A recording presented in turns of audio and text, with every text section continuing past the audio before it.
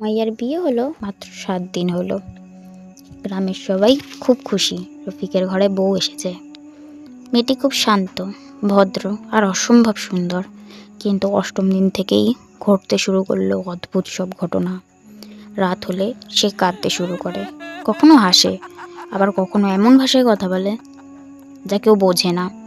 তার চোখ দুটো লাল হয়ে ওঠে, গলার স্বর কেমন পুরুষের মতো হয়ে যায়। রফিক ভয় পেয়ে গেল, পরিবারের সবাইকে জানালো। পরিবারের সবাই চিন্তায় পড়ে গেল।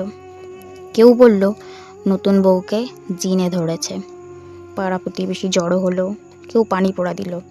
তারপর এক হুজুরকে ডেকে আনা হলো। যিনি এসে বললেন এই মেয়ের উপর জিনে ভর করেছে। এই মেয়েকে জিন খুবই পছন্দ করে, সে তার উপর আসক্ত।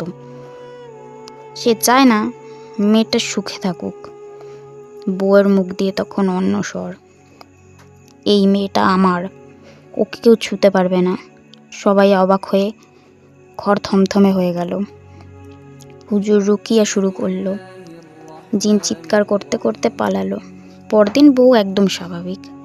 কেউ কেউ বিশ্বাস করলো, আবার কেউ কেউ বলল সব মানসিক ব্যাপার।